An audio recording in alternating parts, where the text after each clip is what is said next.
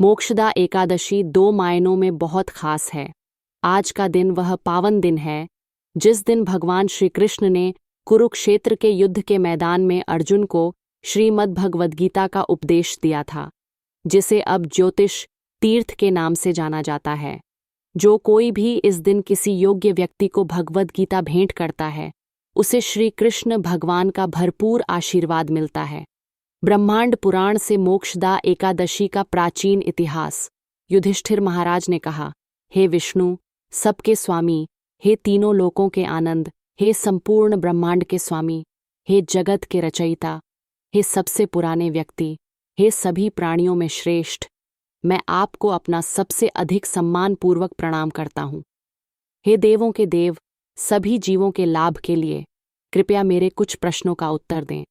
मार्गशीर्ष नवंबर दिसंबर महीने के शुक्ल पक्ष में होने वाली एकादशी का नाम क्या है और सभी पापों को दूर करती है?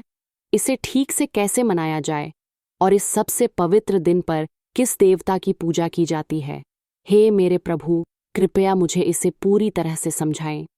भगवान श्री कृष्ण ने उत्तर दिया, हे युधिष्ठिर, तुम्हारा यह प्रश्न अपने आप में बहुत ही शुभ है और इससे तुम्हें यश मिलेगा। जैसे मैंने तुम्हें पहले ही प्रिय उत्पन्ना महाद्वादशी के विषय में बताया था, जो मार्गशीर्ष मास के अंधकारमय भाग में होती है, जिस दिन मेरी देह से मुर नामक राक्षस को मारने के लिए एकादशी देवी प्रकट हुई थीं, और जो तीनों लोकों में सभी सजीव और निर्जीवों को लाभ पहुंचाती है। वैसे ही अब मैं तुम्हें मार्गशीर्ष मास के शुक्ल पक्ष में होने वाली इस एकादशी के विषय में बताऊंगा। यह एकादशी मोक्षदा के नाम से प्रसिद्ध है, क्योंकि यह श्रद्धालु भक्त को सभी पापों से शुद्ध कर उसे मुक्ति प्रदान करती है। इस शुभ दिन के पूजनीय देवता भगवान दामोदर हैं। पूर्ण ध्यान के साथ धूप, घी का दीपक, सुगंधित फूल और तुलसी की मंजरियों से उनकी पूजा करनी चाहिए।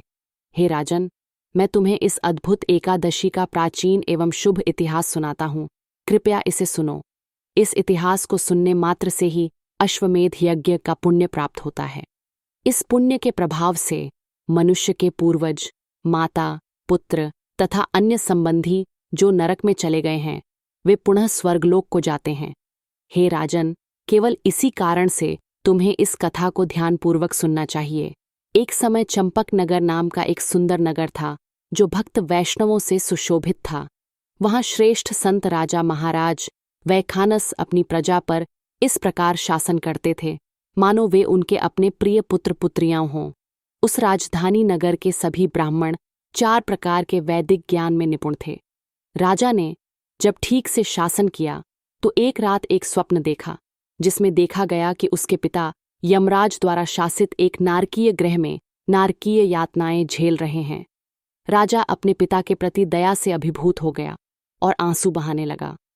अगली सुबह महाराज वैखानस ने अपने स्वप्न में जो कुछ देखा था उसे अपने द्विज विद्वान ब्राह्मणों की परिषद को बताया।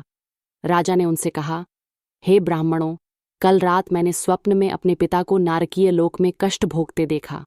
वे व्यथा से चिल्ला रहे थे, हे पुत्र, मुझे इस नारकीय स्थिति से मुक्ति दिलाओ। अब मेरे मन में शांति नहीं है। यह सुंदर राज्य भी मेरे लिए असह्य हो गया है। मेरे घोड़े, हाथी, रथ और मेरे खजाने में जमा मेरा अपार धन भी, जो पहले मुझे बहुत सुख देता था, अब मुझे बिल्कुल भी सुख नहीं देता। हे ब्राह्मण श्रेष्ठ, जब से मैंने अपने पिता को उस नारकीय स्थिति में कष्ट भोगते देखा है, तब से सब कुछ, यहाँ तक कि मेरी पत्नी और पुत्र भी दुख का कारण बन गए हैं। हे ब्राह्मणों, मैं कहाँ जाऊं और इस दुख को दूर करने के लिए क्या करूं? मेरा शरीर भय और दुख से जल रहा है। कृपया मुझे बताइए कि किस प्रकार का दान, किस प्रकार का व्रत, किस प्रकार की तपस्या, किस प्रकार का गहन ध्यान तथा किस देवता की सेवा करके मैं अपने पिता को उस पीड़ा से मुक्ति दिला सकता हूँ तथा अपने पूर्वजों को मुक्ति प्रदान कर सकता हूँ। हे ब्राह्मणों में श्रेष्ठ, यदि किसी के पिता को नारकीय लोक में कष्ट भोगना पड़े तो उसके शक्तिशाली पुत्र होने का क्या लाभ?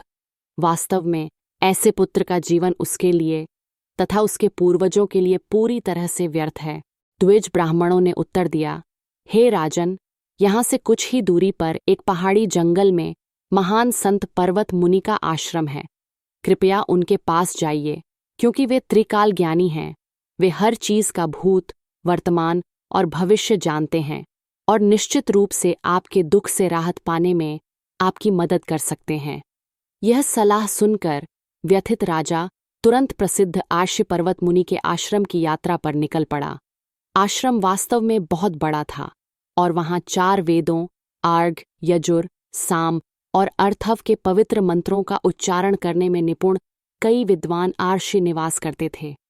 पवित्र आश्रम के पास पहुंचकर राजा ने देखा कि पर्वत मुनि सैकड़ों तिलकों, सभी अधिकृत संप्रदायों से सुशोभित आर्षियों की सभा में दूसरे ब्रह्मा या व्यास की तरह बैठे हैं। महाराज वैखानस ने मुनि को अपना विनम्र प्रणाम किया, अपना सिर झुकाया और फिर अपने पूरे शरीर को उनके सामने झुका दिया। राजा के सभा में बैठने के बाद पर्वत मुनि ने उनसे अपने विशाल राज्य के 7 अंगों, उनके मंत्री, उनका खजाना, उनकी सैन्य शक्ति, उनके सहयोगी, ब्राह्मण, किए गए बलिदान और उनके विषयों की आवश्यकताओं के कल्याण के बारे में पूछा। मुनि ने उनसे यह भी पूछा कि क्या उनका राज्य परेशानियों से मुक्त है और क्या सभी लोग शांतिपूर्ण, खुश और संतुष्ट हैं। इन प्रश्नों के उत्तर में राजा ने उत्तर दिया, हे महान नरषि, आपकी कृपा से मेरे राज्य के सभी 7 अंग बहुत अच्छे से चल रहे हैं। फिर भी हाल ही में एक समस्या उत्पन्न हुई है और इसे हल करने के लिए मैं आपकी विशेषज्ञ सहायता और मार्गदर्शन के लिए आपके पास आया हूँ, हे ब्राह्मण। तब सभी आर्षियों में श्रेष्ठ पर्वत मुनि ने अपनी आंखें बंद कर लीं और राजा के भूत, वर्तमान और भविष्य का ध्यान किया। कुछ क्षणों के बाद उन्होंने अपनी आंखें खोलीं और कहा, तुम्हारे पिता एक महान पाप करने के परिणाम भुगत रहे हैं और मुझे पता चल गया है कि यह क्या है। अपने पिछले जन्म में उन्होंने अपनी पत्नी के साथ झगड़ा किया और उसके मासिक धर्म के दौरान उसके साथ जबरन यौन संबंध बनाए। उसने विरोध करने और उसके प्रयासों का विरोध करने की कोशिश की और यहाँ तक कि चिल्लाया, कोई मुझे बचाओ, हे पति, कृपया मेरे मासिक धर्म को इस तरह से बाधित मत करो। फिर भी उसने उसे रोका या उसे अकेला नहीं छोड़ा। यह इस गंभीर पाप के कारण है कि आपके पिता अब पीड़ा की ऐसी नारकीय स्थिति में गिर गए हैं। राजा वैखानस ने तब कहा, हे ऋषियों में श्रेष्ठ, किस व्रत या दान की विधि से मैं अपने प्रिय पिता को ऐसी स्थिति से मुक्त कर सकता हूँ? कृपया मुझे बताइए कि मैं उनके पाप कर्मों के बोझ को कैसे दूर कर सकता हूँ, जो उनके अंतिम मुक्ति, मोक्ष, मुक्ति, घर वापस जाना की ओर बढ़ने में एक बड़ी बाधा है। पर्वत मुनि ने उत्तर दिया, मार्गशीर्ष महीने के शुक्ल पक्ष के दौरान मोक्षदा नामक एक एकादशी होती है। यदि आप इस पवित्र एकादशी को पूर्ण उपवास के साथ सख्ती से मनाते हैं और इस प्रकार प्राप्त होने वाले पुण्य को सीधे अपने पीड़ित पिता को देते हैं, तो वे अपने दर्द से मुक्त हो जाएंगे और तुरंत मुक्त हो जाएंगे। यह सुनकर महाराज वैखानस ने महान आर्षि को बहुत धन्यवाद दिया और फिर अपना व्रत, कठोर अनुष्ठान करने के लिए अपने महल में लौट आए। हे युधिष्ठिर, जब मार्गशीर्ष माह का शुक्ल पक्ष आखिरकार आया, महाराज वैखानस ने एकादशी तिथि के आने का ईमानदारी से इंतजार किया। फिर उन्होंने पूरी आस्था के साथ अपनी पत्नी, बच्चों और अन्य रिश्तेदारों के साथ एकादशी का व्रत रखा। उन्होंने कर्तव्य निष्ठा से इस व्रत का पुण्य अपने पिता को दिया और जैसे ही उन्होंने अर्पण किया, देवताओं ने सुंदर फूलों की पंखुड़ियों की वर्षा की, जो आकाश में बादलों के पीछे से झांक रहे थे। राजा के पिता की तब देवताओं के दूतों द्वारा प्रशंसा की गई और उन्हें स्वर्ग के क्षेत्र में ले जाया गया।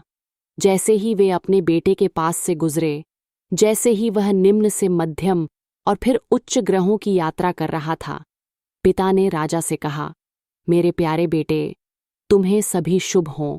अंततः वह स्वर्गलोक पहुंचा, जहां से वह अपने नव अर्जित पुण्य से पुनः कृष्ण या विष्णु की भक्ति कर सकता था और समय आने पर भगवान के धाम वापस लौट सकता था।